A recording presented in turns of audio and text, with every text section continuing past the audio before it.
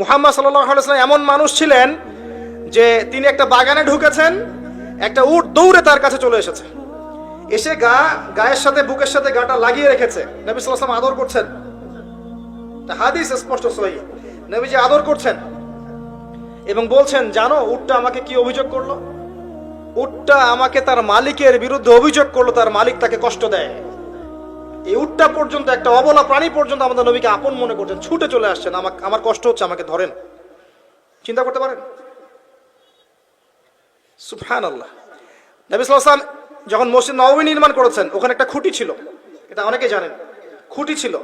যখন মিম্বর এসেছে, মিম্বর, তখন তিনি মিম্বরে দাঁড়িয়ে বয়ান করা, খুতবা দেওয়া শুরু করেছেন।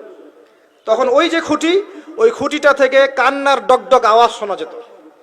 ওই জড়বস্তু পর্যন্ত মুহাম্মদ সাল্লাল্লাহু আলাইহি ওয়াসাল্লামকে আপন মনে করতেন।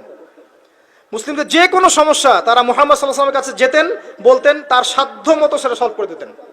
একবার নামাজে দাঁড়িয়েছেন মুহাম্মদ সাল্লাল্লাহু আলাইহি ওয়াসাল্লাম, একামত হয়েছে, একামত হওয়ার পরেও তিনি বাসায় চলে গেছেন। সাহাবীরা জিজ্ঞাসা করলেন, ব্যাপারটা কি?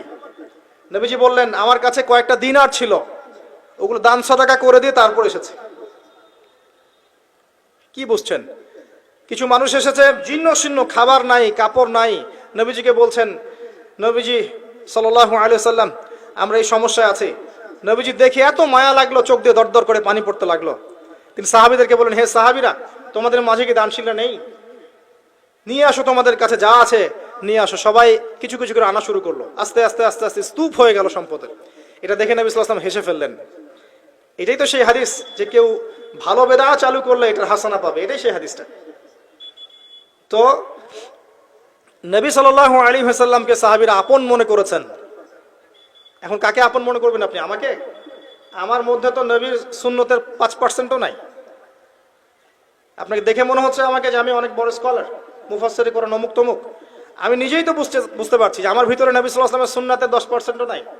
কে আপনাকে নসিহত করবে? কে আপনাকে তাজকিয়া করবে? যারা এমন আল্লাহওয়ালা মানুষ, যারা এমন তাকওয়াওয়ালা মানুষ, নূরওয়ালা মানুষ, এই মানুষগুলোর কাছে গিয়ে পড়ে থাকেন, এই মানুষগুলোর কাছে গিয়ে সোহবতে গিয়ে পড়ে থাকেন, খুঁজে নেন এই মানুষগুলোকে, কোথায় আছে খুঁজে নেন। আমি জানি না কোথায় আছে, আমি নিজেও খুঁজছি, আর আমাদের খোঁজার দৃষ্টিভঙ্গিটা খুব সূক্ষ্ম। ওই যে ইমাম বুখারী দেখেছিলেন না, ওই যে ঘোড়াকে খাওয়াচ্ছেন প্রতারণা করে, হাদিস নিলেন না তার কাছ থেকে, আছে না? জানেন না আপনারা? হাদিস সার্চ করতে করতে এক জায়গায় চলে গেছেন, অনেক মাইলের পর মাইল পথ পাড়ি দিয়ে দেখেছেন যার কাছ থেকে হাদিস নিবেন সে ঘোড়াকে ডাকছে, হাতের মধ্যে কিচ্ছু নাই, কিন্তু ঘোড়াকে দেখাচ্ছে, আসো আসো আসো, খেয়ে যাও। এই যে প্রতারণা করেছে ঘোড়ার সাথে, আর হাদিস নিলেন না। তা আমরা এরকম চোখ দিয়ে খুঁজছি আর কি, আল্লাহ যেন মিলিয়ে দেয়। কারণ এ ধরনের আল্লাহর নূরওয়ালা মানুষদের সংস্পর্শে না গেলে আপনার আমার মধ্যে তাজকিয়া আসবে না। তাজকিয়া, আত্মশুদ্ধি শুধুমাত্র পড়াশোনা করে, নিজে নিজে আমল করে হয় না, আত্মশুদ্ধিওয়ালা মানুষকে দেখেও শিখতে হয়। মুহাম্মদ সাল্লাল্লাহু আলাইহি ওয়াসাল্লাম সাহাবীদেরকে কি বইপত্র পড়ে ইসলাম শিখিয়েছেন? কোরআনের আয়াত লিখে দিয়েছেন, যাও বাসায় গিয়ে পড়ে নাও, এমন ছিল?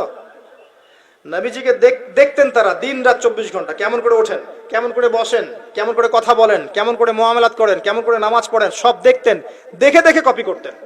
এভাবে যখন আমরা আল্লাহর নূর প্রাপ্ত মানুষদের সংস্পর্শে গিয়ে দেখে দেখে কপি করতে পারবো, তখন দেখবেন আত্মশুদ্ধি চলে আসছে ইনশাআল্লাহ। এখন আপনি যাবেন কোথায়?